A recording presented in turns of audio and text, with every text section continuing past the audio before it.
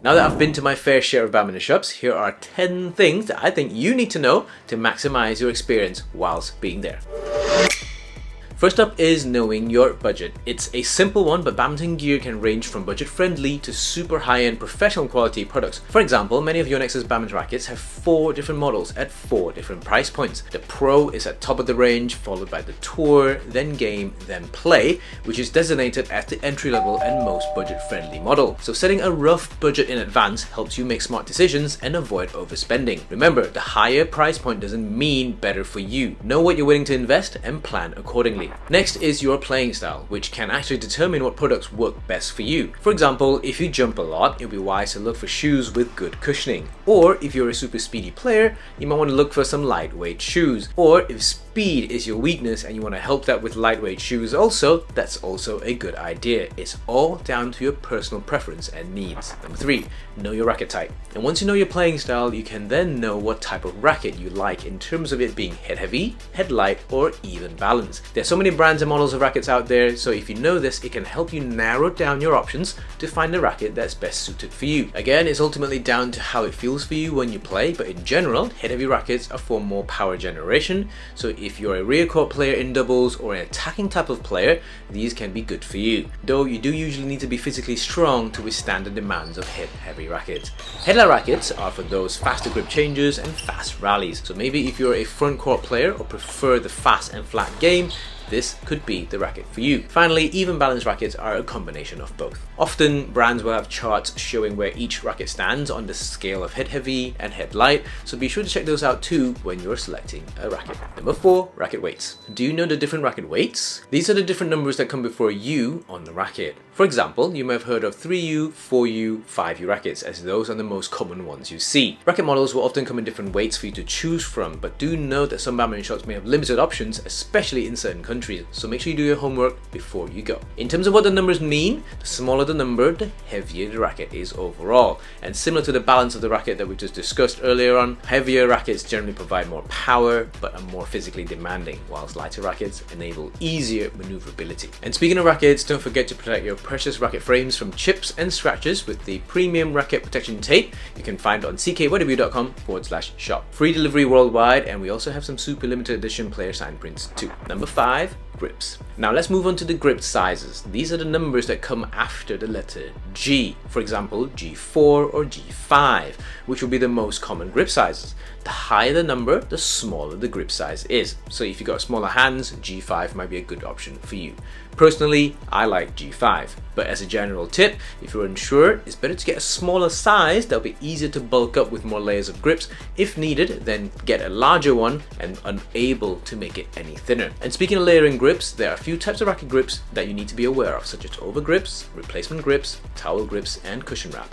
You can check out my grip video here for more detailed information of what each of them are and who are they suited for. Also, if you ever need any badminton related equipment, check out Central Sports. They have been the home of badminton in the UK for more than 40 years.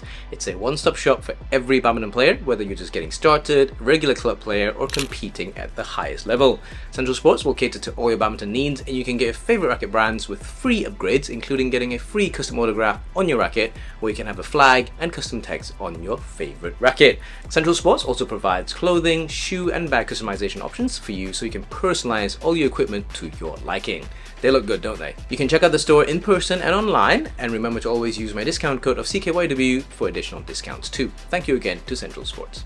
Number 6, string types. So we now know that there's different types of racket balance, racket weight, and grip sizes, but how about strings? Yes, there are in fact different categories for strings too. The main ones to know are power, which is also known as repulsion, control, and durability. Different strings will usually have a scale of where they stand in each of these categories, so there's definitely a wide variety of different badminton strings to choose from. Even though they sit on the scale for each of the categories, there's usually one category that they are focused on. For example, repulsion strings are often more for aggressive or rear court players, but they may be thinner, which means they will also break more easily. Control strings are more often textured, which allow for more grip and therefore control over the shuttlecock. Think of those satisfying flying spinets and crisp slices here. And lastly, durability strings will be thicker and therefore more suited for longer lasting performance, which means how much you're willing to spend on restringing rackets will also come into play when choosing your badminton string. Number 7, string tension. Speaking of strings, we should also mention string tension. This refers to how tight your strings are and are often referred to either in pounds or kilograms.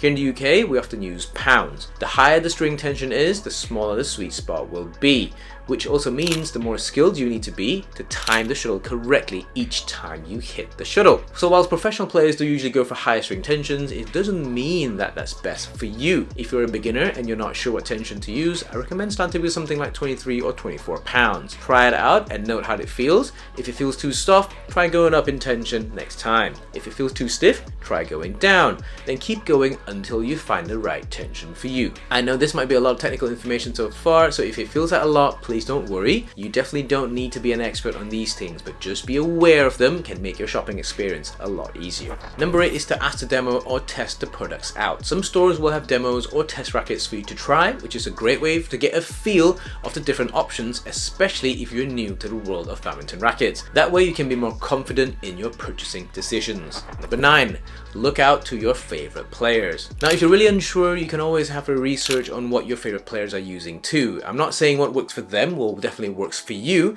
but if it's meaningful for you, it's also pretty cool to be using the same equipment as your favorite players. Otherwise, use it as a guide, but ultimately choose what feels comfortable and helps your game the most. It's a personal decision after all. And finally, know your shoe sizes in centimeters. Sizing numbers can often vary between countries and also brands, but centimeter measurements will always be consistent throughout. This is especially important when trying on shoes from different brands. Overall, don't be afraid to ask questions when you're there at the shop. The shop assistants and especially stringers will or should have a lot of knowledge around specific equipment, and they will always be happy to help you out. And as a bonus tip, don't forget to check the opening times of the stores too, especially on weekends and holidays. No one likes turning up to a closed shop. With that said, let me know if you have any questions. I'll always try and answer them. Happy shopping, and I'll see you in the next one.